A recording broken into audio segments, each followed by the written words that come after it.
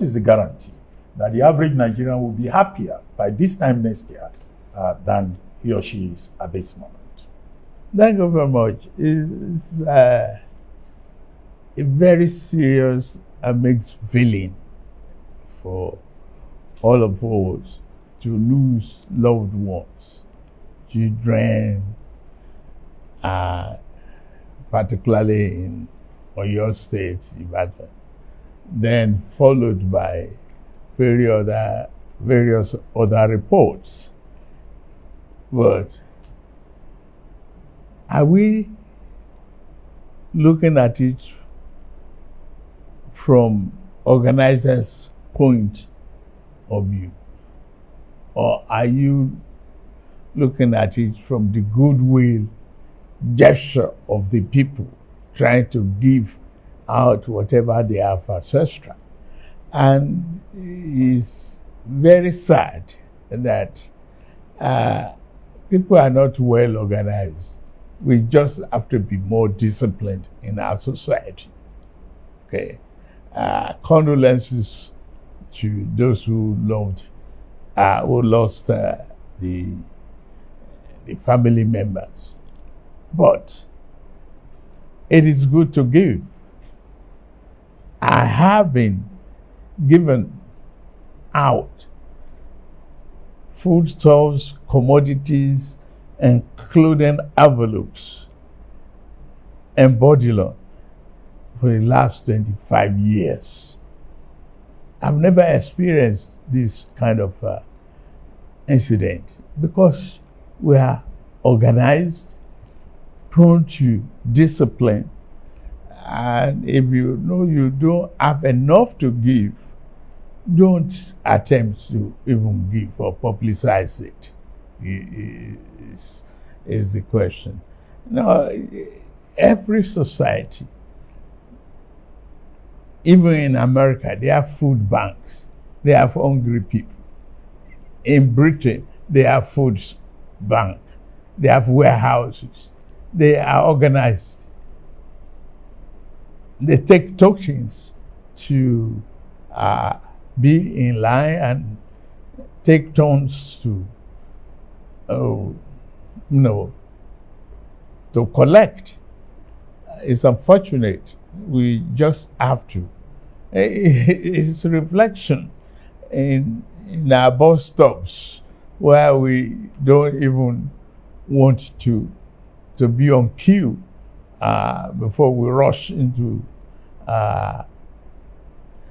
the vehicle. It is very sad, but we continue to learn from our mistakes. To me, I see this as a very grave error on the part of the organizers. But things are improving.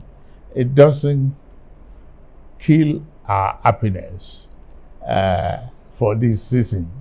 It should be. We should just get on with it. Mr. President, we must admit, though, that things have been pretty tough this year for many households. And they, perhaps on the back of the reforms that you have also admitted, have been quite tough on Nigerians. With benefit of hindsight, do you think that perhaps you could have phased the removal of subsidy on fuel and the harmonization of forex rates? Or do you think that you could have withheld it until there was a contingency plan in place? What's contingency? Where is it? We were spending our future.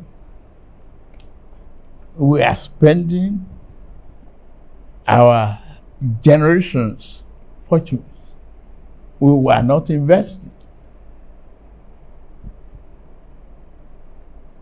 But are we are just deceiving ourselves. That reform is necessary.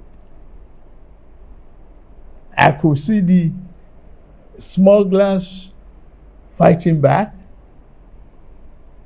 That one doesn't affect me It affects smuggling. Why should you have expenditures that you don't have revenue for?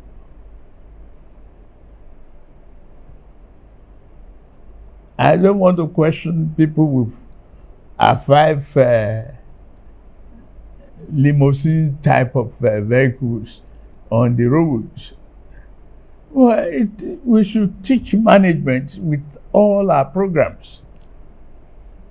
We have to manage our resources within our means. There's no way out that you give out fuel and allow all the entire neighboring countries as Father Christmas. I don't have any regret whatsoever removing the subsidy. It is necessary. We cannot spend our future generations' investment upfront. But do you think it should have been phased, done in bits and It pieces? is part of the fear that is unnecessary. Phased, no matter how you cut it or you slice it in segments, you still have to meet the bills. So, cut your coat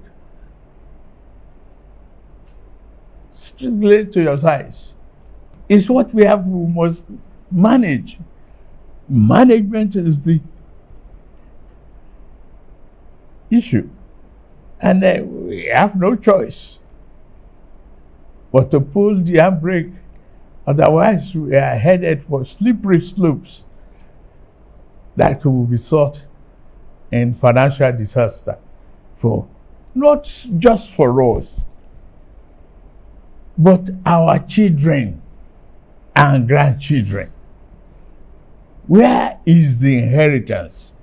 Where is the pathway for prosperity?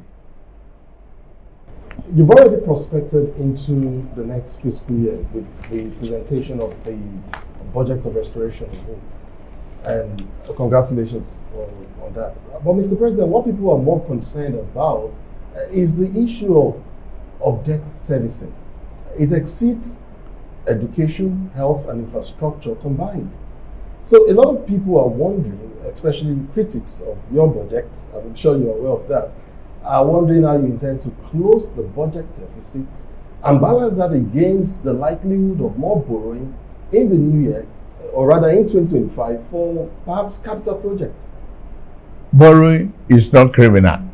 We have been coming from mismatch of our needs.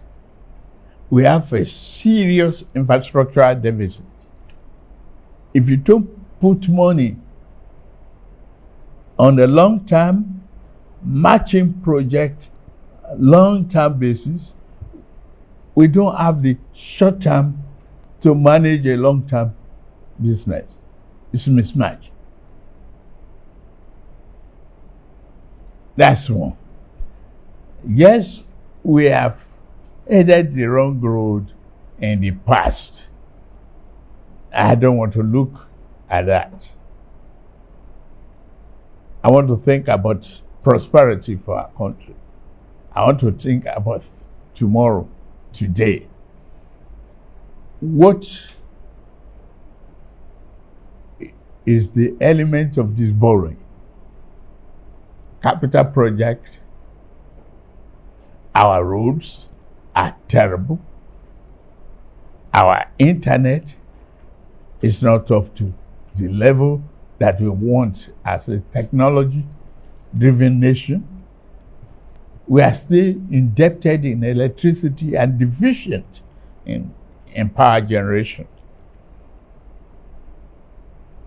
How do you slice it? You have to take it with the two hands and brace up for a very, very strong, push. It's like a pregnant woman. There's big expectation and big contraction and labor pain. You go through it. The baby is born. You are happy. If that baby is alive, you have the joy of birth. And that is what we are working at. It's not just because we want to inflict pain on anybody. No. It's because we share the same value. We want this country to grow. There's no other way out of it unless we invest in our today prosperity and opportunity. Okay, Umar Farouk. Mr. President, you voted 4.91 trillion for security in this country. And in the last 5 years, security got 14.5 trillion. But the security problem is still all over the place. Also, has been minimized here and there, but at least the money voted have not, people felt there should be some, satisfactory results based on the funding.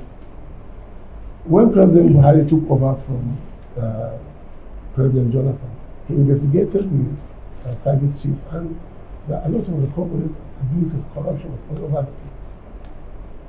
Are you considering to investigate the security chiefs of Muhammadu Buhari and plan and to ensure that the money given for security are judicially utilized?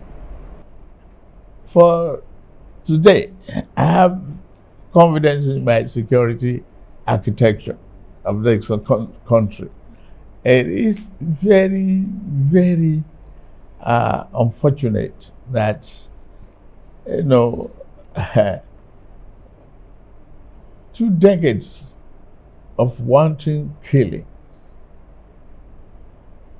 I remember when I jumped into the campaign, I had to stop the campaign to pay condolence visits to Maiduguri, Katsina, Kaduna, others. Today you can still travel the roads. Before now it was impossible. It takes one incident to mess up an organized environment. It takes one. You cannot say the military are not prepared when the 9th Brigade Battalion was attacked. You can't laugh at your nation because of that. The enemies within and without are watching what you are doing. You have to be prepared 100%, 24 hours of the time to make sure that people are safe. Today, that is not the story any longer. People can leave Kaduna and still go towards Kafancha by road. Well, the road may not be that smooth, and all you want. Gradually, it will be there. We cry about borrowing. Today, I have 60 from 98% thereabout of debt service. I brought it down to 68 thereabout percent. Give credit, please. We are managing it. We have exited what used to be a problem of ways and means lending, where we have no financial control and fiscal discipline. More money going down for development. More revenue being generated and being distributed. Today we have autonomy for local governments.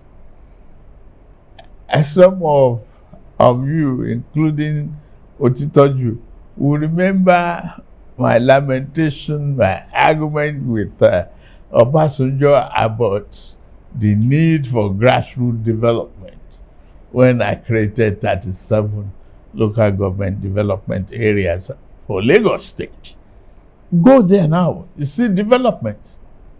You see rapid contact with the people at the grassroots. That is where people live. They are not living with me in Abuja now, except bureaucrats. And we have to do that. Well, I'll say I'm drawing water from a dry well. And Nigeria is moving forward. Regardless of critics, this is a budget of restoration and hope, and that Nigeria is on the path of recovery. We can't finish the job in one calendar year, and I'm not giving myself an excuse. It's only 18 months. I'm drawing water from a dry well, and Nigeria is moving forward. Regardless of critics,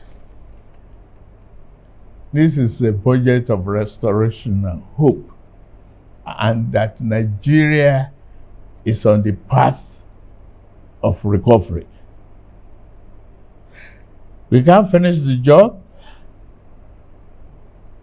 in one calendar year,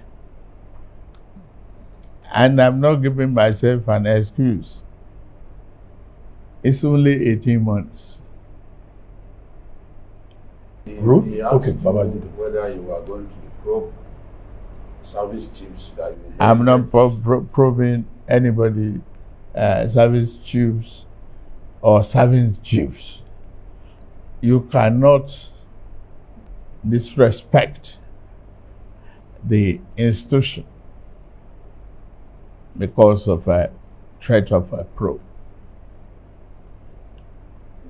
And you cannot fight this war without investment in technology, in weaponry, and training. There might be leakages here and there, not wholesale. We put a very effective control mechanism in place to monitor our budgetary releases. And those funds are being judiciously used. Consider the welfare of our servicemen and women. Consider it. They are living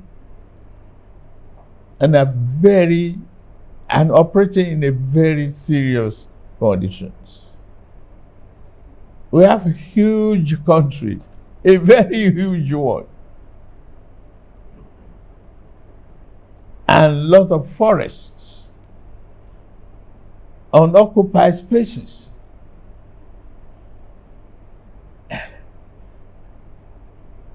Give them credit for what they are doing. I am proud of what they are doing to date. No need to probe. All right.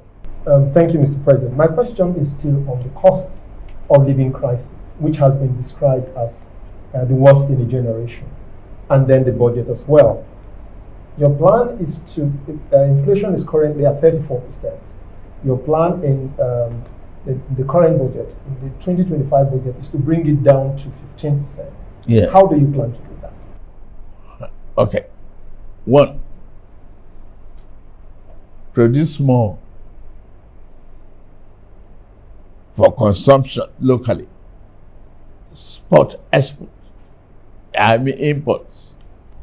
Give reasonable level of funding and assistance, low interest rate to farmers. Improve the security, as you see in the budget, so that they can return to their farms and, produce more food. And encourage the procurement and manufacturing of drugs in Nigeria. We have what it takes. Talk to Professor Patrick. He's doing an excellent job. Trying to encourage. All I need to do is put the incentive in place in order for them to harness what is possible in Nigeria. It is about time we do all of those. Bring the cost of governance down. We try. Sir, I wanted to follow up on that and ask, aside healthcare that you've mentioned as your priority for more production, you said to produce more. What other sectors are you targeting? Are you looking forward to in terms of more production? Drug production. We are talking of agriculture. We're talking of export incentives. Harnessing our marine ecosystem. Bring affordable transportation. We have this compressed natural gas program that is taking hold. You bring the cost down gradually. So that was a follow-up. So my question is regarding foreign direct investments that you've been working on. We've seen Shell make commitments to invest $5 billion in the energy field. Yes. We've seen Total Energies as well. What other sectors are you expecting investments to come into next year? And how are you going to attract investors to come, entice them to come to Nigeria? Incentive for auto manufacturing. Okay. Today we have solid mineral in abundance. Kaduna has the largest deposit of lithium. That's around the same thing. And if you encourage electric vehicles, plus the compressed natural gas, it will attract automobile assembly in Nigeria, instead of this second-hand market that is not creating jobs. So what incentives specifically? You said incentives. Tax incentives. Is it okay? Tax incentives. Tax holidays. Okay. Land rebates.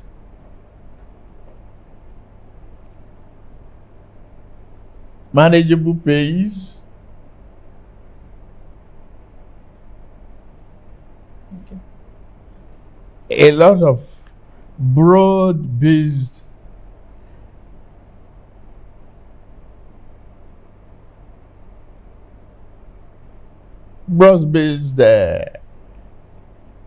economic program that is attractive to foreign investment. Okay.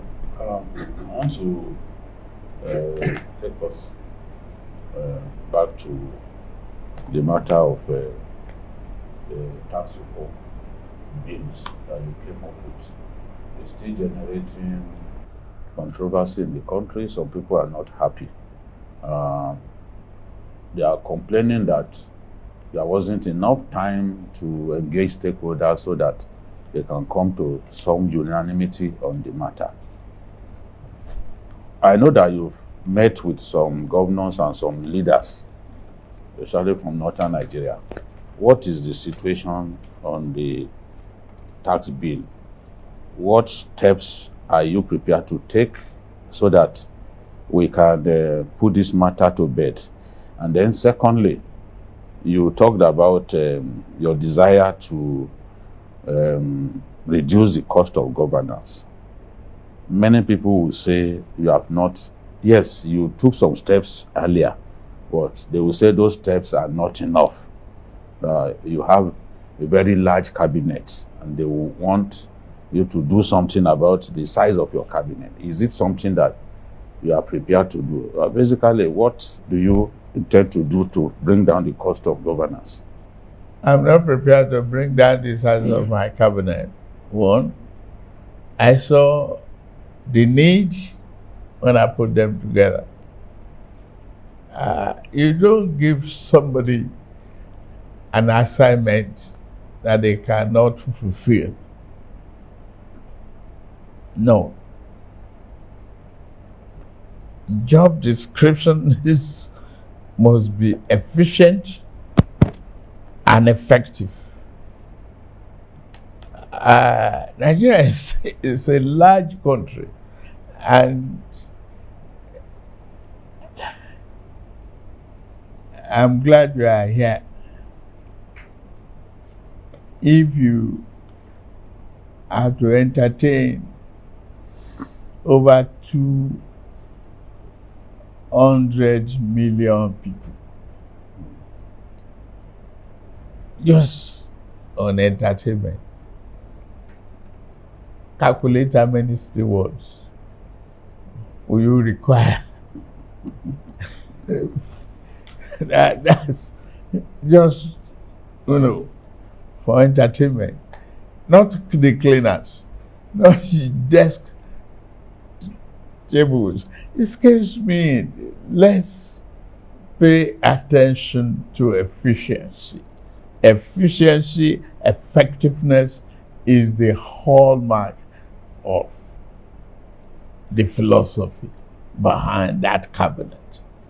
I'm not ready to shrink a little bit of it. I need them. And they are all adding value. Effectively. Show me one. And I argue with you. Well, just as show me one. Well, that is the second part of the question. okay. Yes, I was going to ask a That's the tax. The tax. Tax reform is here to stay. If we cannot just continue to do what we were doing years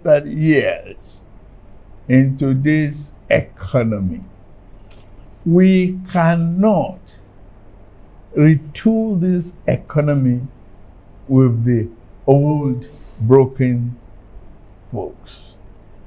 The essence of the tax reform is to eliminate colonial days assumptions in our tax environment. I was once the governor of Lagos State, and I remember what I met. And I'm proud of what I left and what it is today. It's a large state now, and it's still expanding. The greatest real estate value is here. You have to accommodate all of that. You have to put that one into the economic calculations. Yes, Mr. President, but it's not the rationale for your tax reforms bill that is in question. That is understood, Mr. President. Good. Yes.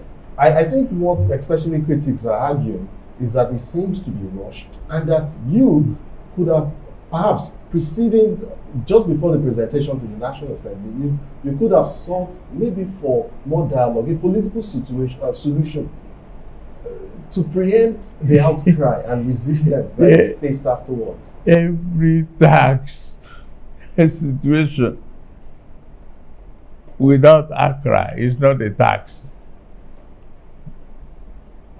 Well, you cannot satisfy uniformly the larger community of tax evaders. Look at this tax reform. It's pro-poor. The vulnerables are not to pay taxes. All we ask for is widen the net, bake the cake larger, so that we can share a larger meal. What is in it? They will still ask for this consultation no matter how long I delay it. The hallmark of a good leader is the ability to do what you have to do at the time it has to be done. That's my philosophy. You have given me the mandate to govern. Let me govern within the limit of my capacity. And I believe I have that capacity. I believe so. That's why I went into the race. I am focused, laser focused on what Nigeria needs and what I must do for Nigerians. It's just not going to be El Dorado for everybody. But the new dawn is here. I'm convinced. And you should be convinced. You should help propagate that conviction. I'm dialing back, Mr. President, to the budget. The value in Naira of the current budget that you presented is 49.7 trillion. But there are some people who have worked it out and said that in terms of dollar value, because of the depreciation of the Naira, we probably lost about $8 billion in actual value. How are you going to meet that deficit? I don't spend in dollars. I only associate with it because of the global transaction. But Naira, for Naira, it's okay. Even the target of this administration is based upon what we earn in dollar converted to Naira. When you look at the petroleum revenue. But today I can tell you, push me to my brag mode. In the last 3 months, I've not taken a penny from NNPC before I meet my other obligations. Well, quickly. Yes. To me, that's excellent. Yes, well done. That's excellent.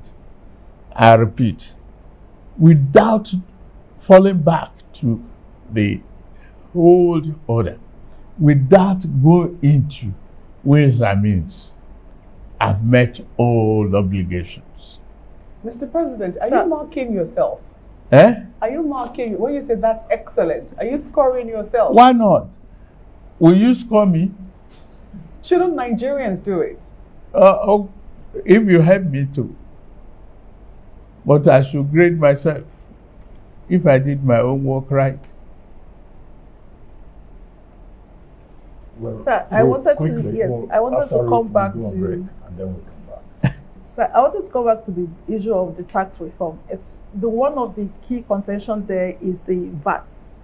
And I wanted to know if you said the tax reform has come to stay, but I wanted to know if you are prepared to make any concessions regarding that VAT that seemed to be problematic. Why do you want to know that today? Tax matters are subject of debate, reviews, negotiations until you reach consensus. That's all I'm going to say about that. I don't mind cutting edges. I will. Let's look at a number of other issues. Food security. Nigerians, the last time you were in Lagos, they were saying, power, that is, we are hungry. And that's what people are saying all over the country. And you have a livestock, Ministry of Livestock Economy. You've been talking about agriculture. Now, how are you going to address, one, the issue of clashes between farmers and herders, and how to put food on the table so that Nigerians will not be, engaging in stampede for free food, for palliatives? Well, thank you very much. It is very sad to look back and very promising to look at what we are doing now.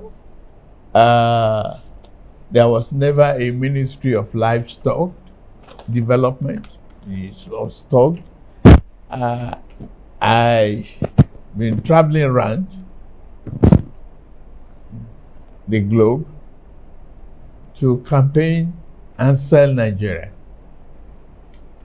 Hopefully, all of you will help lift this country from this moment on.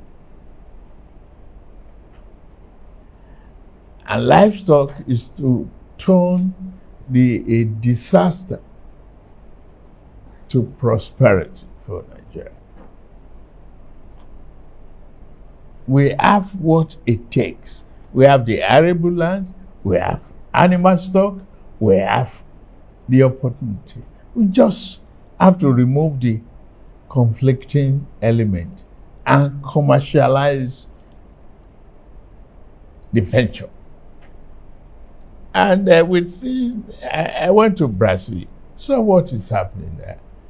Within 2 days, I got a pledge of $2.5 billion. And they have been here to visit Nigeria, to turn what we seen as tragedy to opportunity and prosperity. I've been warned not to grade myself. I won't. But that is a promise for this country.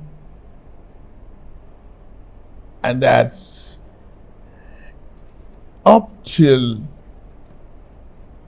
the level of cow horn is being converted in other climes, just as Brazil and the rest of the Americans. Why not take advantage of that here? We can feed ourselves, we can export and feed other nations. Our people, some of the ministers are there in Saudi Arabia right now discussing the opportunity for food, growth and supply, for more investments in our agricultural businesses. Why are we not embracing commodity exchange to do a whole lot of other businesses that's around agriculture? We will do. Will you also consider price control? Because it's like People are just doing what they like. I don't Can't- believe in it. Sorry, Babajide, I don't believe in price control. I don't. What can we do, sir, to bring down We just food prices? continue to supply the market. We work hard to supply the market. But there are middlemen who are making life unbearable for them. Well, they will. You see, it's a question of supply and demand. It will come to a stage where you cannot hold no more. It will come to a stage. The economic variables will work against you. Now, let's take, for example, the fuel prices and the petrol pump. I introduced Naira for dollar change. Yes. For weeks, they didn't want to comply. They were arguing with me. Okay, leave it to free market. I left it. Now the prices are coming down gradually. Yes. Okay. The market is being saturated. No monopoly, no oligopoly. You have a free market economy flowing. And people are learning management. My friend used to have about, he bragged to me, he has 5 Rolls Royce. And he brought a nice Jeep here. The other day, I saw him in his Honda Accord. Oh, he said, why? He said, that's where you put me. I said, I didn't put you there. He said, that is the cost of fuel prices. He could no longer maintain 5 limo type of vehicles. It's not negative to learn to manage. You learn to control your electricity bill, switch off the light. Let's learn to manage. Is Nigeria looking to export food commodities to Saudi or other countries? Oh, sure. Why not take advantage of the export and good commodity pricing? But people would say that we're not producing enough for our own consumption. We will. Yes, we pay attention to that, yes. But I say we will. We will give more incentive to the farmers, low interest rate, borrowing, mechanized farming. It's not done to go back to my grandfather's method of farming. It's not possible any longer. Let's make it manageable and sexier to stay on the tractor and harvest corn and export commodities. I think it's better for us in Nigeria. We are getting there. I have over 2,000 tractors coming to this country for mechanized farming. Mr. President, is fighting corruption a priority for you? If it is, what are the areas that you're looking at? Corruption in all ramifications is bad for the people. must, first of all, pay enough attention to the causes. Why are the people corrupt at all? The lack of social amenities, the lack of needs in some areas, lack of funding for their children's education.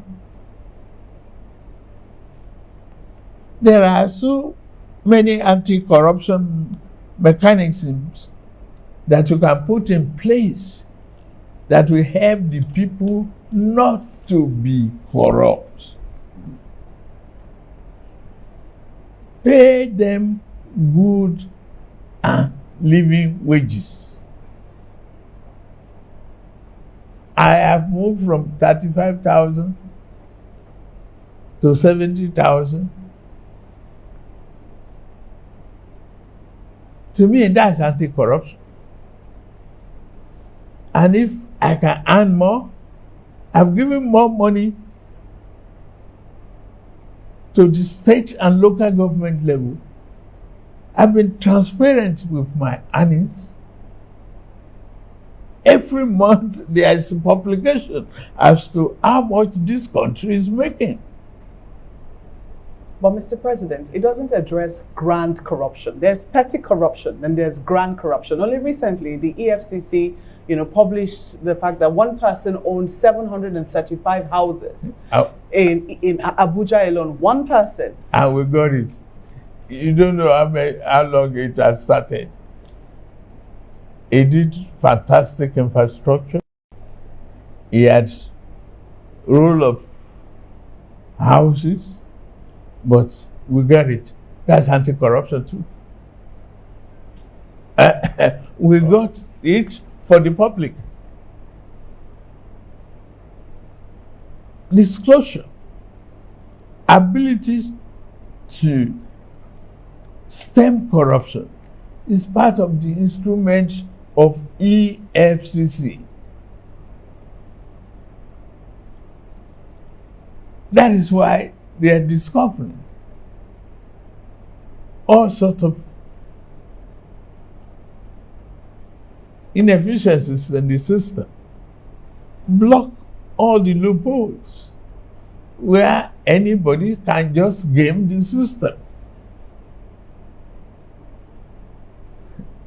Part of the anti-corruption, removal of subsidy too,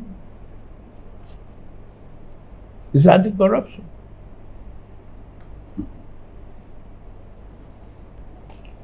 It is very, very difficult to say you will eliminate it. You will reduce it to the barest minimum. Meet the people's needs. Help the people grow. Help them with the education of their children. Our student loan is part of anti-corruption. No parents should lament how to encourage their children in university education. Today is working for larger populations. Larger part of it, 60-something%. At the University of Maiduguri, I have somebody called. Say, imagine a little contribution from my daughter in the university for me to start business. That's part of tuition fee allowances. We are helping one another. The society is moving out of illiteracy to literacy. I enjoy debate how many and what type of courses are being offered in the universities these days